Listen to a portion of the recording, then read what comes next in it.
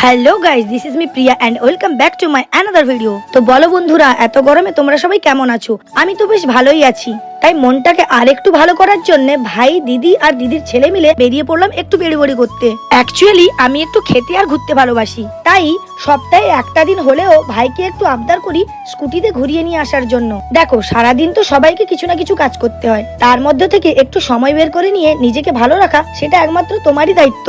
সবাইকে ভালো রাখতে রাখতে আমরা নিজেদের কথা ভুলে যাই, আর বিশ্বাস করো আজকের দিনে কেউ তোমার কথা ভাববে না।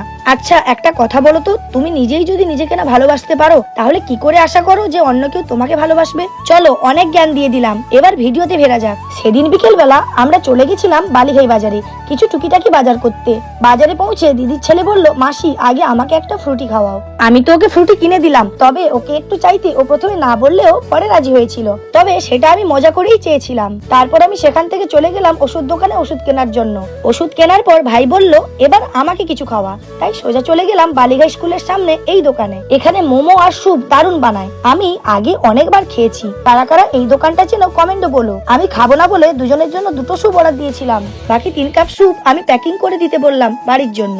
আমরা তো যখন তখন বাইরে বেরিয়ে অনেক কিছুই খেয়ে নিই, কিন্তু মা তো বাড়িতেই থাকে, তাই মায়ের জন্যও নিয়ে নিলাম। কারা কারা একটু বাইরে বেরোলে মায়ের জন্য খাবার প্যাকিং করে নিয়ে আসো অবশ্যই কমেন্টে জানাবে। আমি দাঁড়িয়ে আছি দেখে ভাই তার ভাগের অর্ধেক স্যুপটা আমাকে দিয়ে দিল। সত্যি দেখে ভালো লাগলো যে দিদির কথা একটু হলেও ভেবেছে। তারপর ওর হাতে স্যুপটা ধরিয়ে টাকা দিয়ে চলে এলাম বাড়ির জন্য চিকেন নিতে। মা বাবা জানতো না যে আমরা চিকেন নিয়ে যাচ্ছি।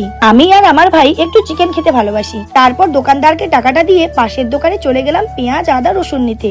সব তো নেওয়া হলো, তবে মাকে ফোন করে জিজ্ঞেস করতে মা বলল তেল নেই, তেলটাও নিয়ে যেতে। তাই আবার দোকানে গিয়ে একটা তেলের প্যাকেট নিয়ে নিলাম। মোটামুটি ওই দিনের বাজার করা আর ঘোরা কমপ্লিট হলো।